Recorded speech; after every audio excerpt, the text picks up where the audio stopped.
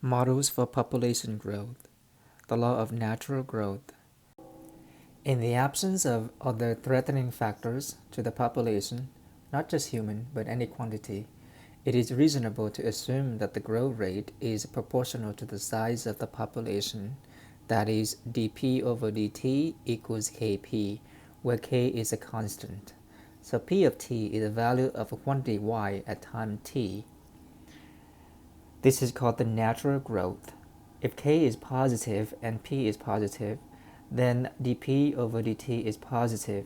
Notice that dp over dt is 0 only when p is 0.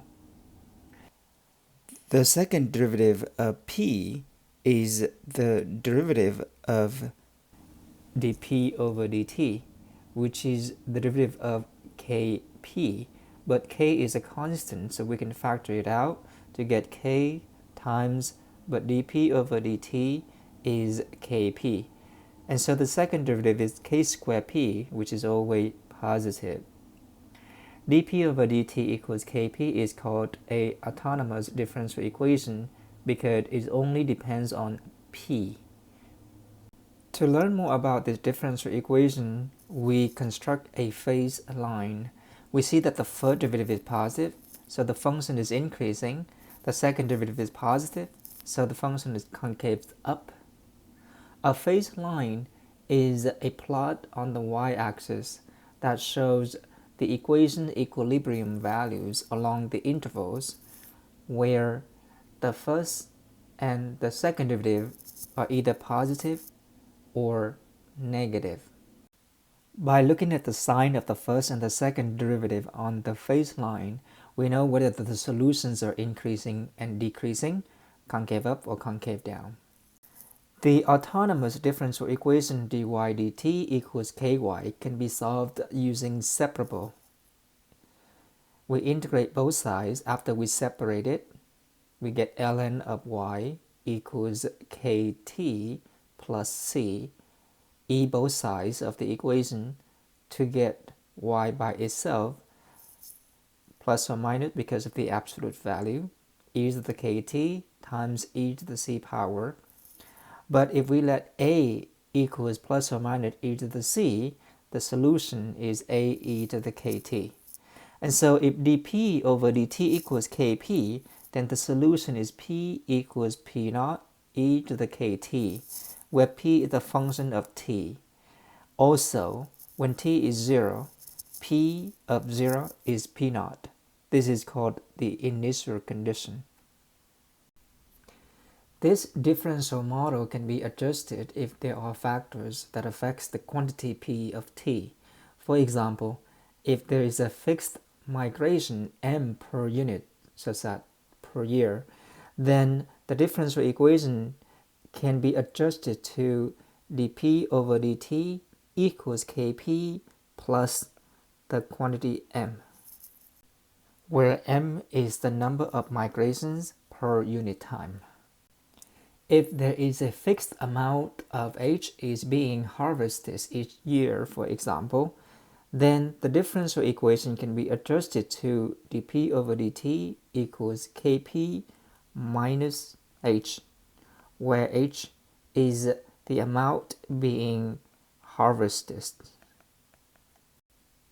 We saw in the previous section that if we have the differential equation dy over dt equals m minus ky, then we can separate the variable and solve for y. And we did. We found that the solution y of t equals m over k plus e to the negative kt times a. And so if we have dp over dt equals kp plus m, we can rewrite it in this form, which is m minus negative kp. So the solution is p of t equals m over negative k plus a e to the negative of the negative kt, which is negative m over k plus a e to the kt.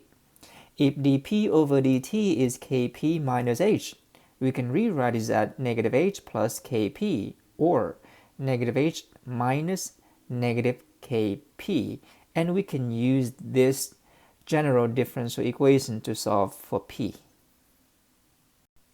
A more realistic model is the logistic model is of the form dp over dt equals kp times the quantity 1 minus p over m, where k and m are constant.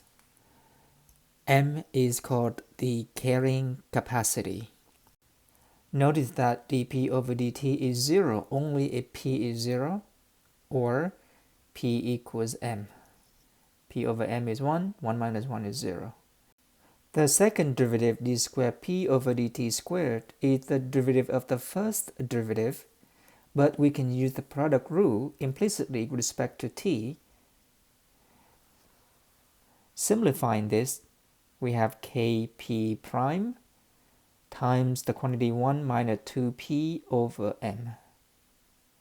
But p prime is kp times 1 minus p over m, so we can simplify this further to get k squared p over m squared times the quantity m minus p times the quantity m minus 2p.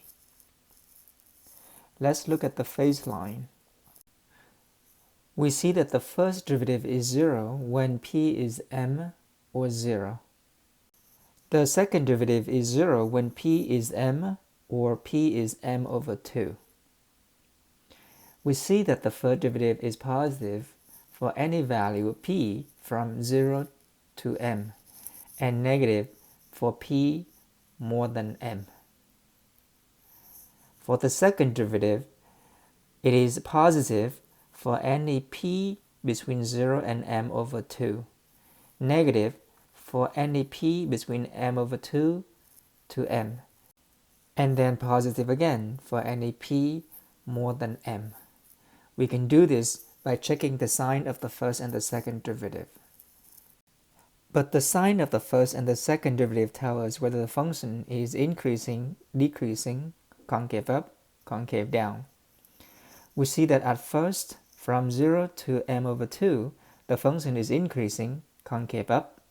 From m over 2 to m, the function is increasing, concave down. M is called the carrying capacity or the limiting value. The point of inflection is at p equals m over 2. The logistic model is also an autonomous differential equation. It is separable. We can solve it by separate the variable. We can rewrite this as dp over p times 1 minus p over m equals k dt, and we integrate both sides. We see that on the left hand side, we can rewrite it as partial fractions, 1 over p plus 1 over m minus p. So the integral is the sum of these two integrals. So the left hand side is ln of p minus ln of m minus p. This is a minus because of the chain rule. And the right hand side is kt and then plus c. We then combine ln. We then flip the fraction inside of ln to introduce the negative sign. So ln of m minus p over p is now negative kt minus c. We then e both sides to get e to the negative kt minus c. And so m minus p over p is a e to the negative kt, where a is plus or minus e to the negative c. We need to isolate p to get the solution. We rewrite the left-hand side as m over p minus 1 equals a times e to the negative kt. M over p is 1 plus a e to the negative kt. We isolate p to get p equals m over 1 plus a e to the negative kt. But when t is 0, p is p naught. So p naught is m over 1 plus a. Isolate a, we get a equals m minus p naught over p naught. The solution to the logistic model is therefore p equals m over 1 plus a e to the negative kt.